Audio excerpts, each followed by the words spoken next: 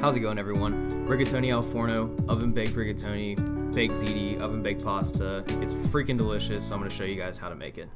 Alright, so we're going to start by shredding about a half a cup of pecorino Romano. If you don't have pecorino, you can use Parmesan. Either one is going to be delicious.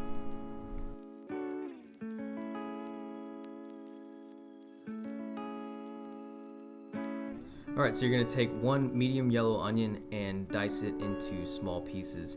And as you can see here, what I did is I just peeled an onion, cut it in half, and then running the knife long ways, and then turn it and dice it into small, delicious little diced onion pieces, which everybody loves. But the most important thing is you want to make sure that you get some of those tears, because that's really what's going to make this dish pop. Next thing is 3 small to medium sized cloves of garlic, and you're just gonna chop them up. So as you can see, I just kind of cut off the root ends and then smash them with the side of the knife, and then just run the knife through them a couple times until you get like really fine chopped pieces or minced pieces of garlic. Minced pieces. Make sure you clean up your workspace. Alright, so next, one of my favorite ingredients that I use quite a bit is the Cento brand San Marzano whole peeled tomatoes. And I use these a lot. They're really, really good. If you can find this brand, definitely use them. If not, you can use any whole plum tomatoes or even tomato sauce, but I like to use these. And I just basically just put them into a container and blend them up. I'm using a stick blender here, but if you don't have a stick blender, you can use a regular blender or a food processor. You're just looking for like a really fine puree. Next thing is you're going to go out to garden. If you have fresh basil, cut some off. If not, then that's completely fine. You can buy fresh basil at the store usually, and if you can't find fresh basil, use dry basil. So now I've got 1.5 pounds of Italian sausage, and this is spicy Italian sausage, and you can just buy this at most grocery stores. I do not make my own sausage yet. I am thinking about getting into it, but for now I'm using just store-bought Italian sausage. And basically you just want to brown that and set it off to the side. Using the same pan, we're going to go in, put the onions in, put the garlic in, and then we're going to add in about a teaspoon of salt and a teaspoon of black pepper. And you just want to kind of caramelize those onions a little bit.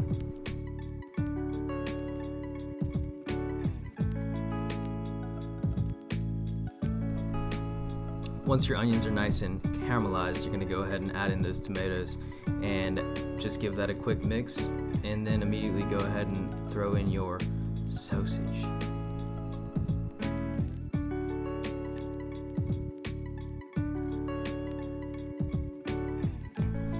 You're going to get your sauce going at like a medium simmer, and then just add in a 1/4 cup of heavy cream and go ahead and give that a good mix.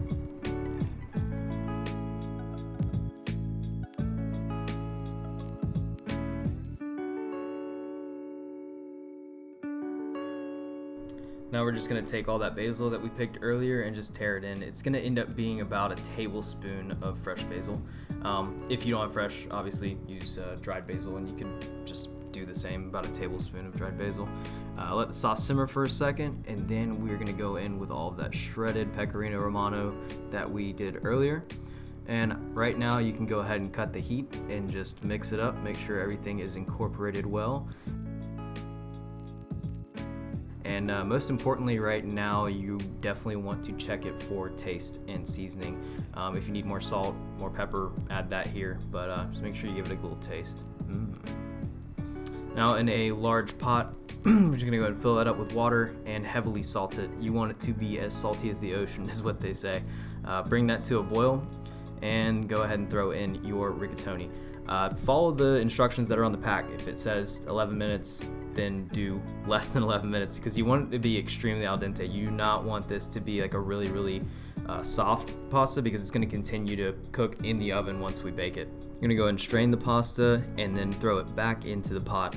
Now what we're going to do is take the sauce that we made earlier and just go ahead and add that in. Make sure you don't spill any on the sides, and yeah.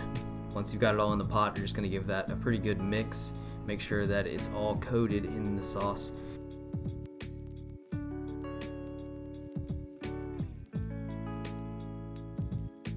Now we're going to set the oven to 420. What up?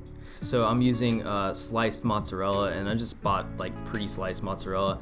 And so basically you're gonna dump half of the pasta mixture into a baking dish and then cover it with the slices of mozzarella, as you can see I did there. Then take the other half of the pasta and go ahead and layer that on top, and then cover that with more slices of mozzarella.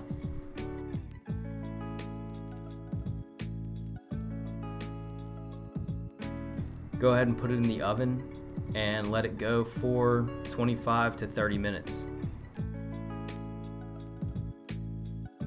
Halfway through, I like to rotate it, so if you're doing it for about 30 minutes, about 15 minutes in, just give it a turn, and another 15 minutes, you're ready to go. Pull it out, and there you go. You've got really, really delicious baked pasta. This dish is gonna serve anywhere from 6 to 8 people, depending on how big your appetites are. But yeah, basically you're just gonna cut it into little squares. Probably is best to let it cool for 10-15 minutes before you cut into it.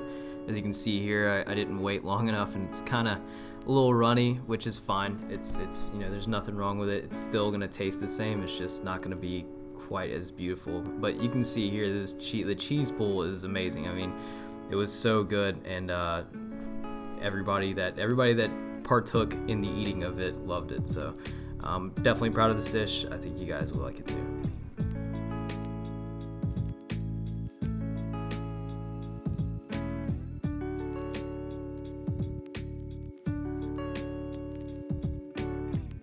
Alright guys, that's it. Rigatoni al Forno, or oven baked pasta. It's really, really simple to make, really, really, really delicious. I urge you guys to try this recipe.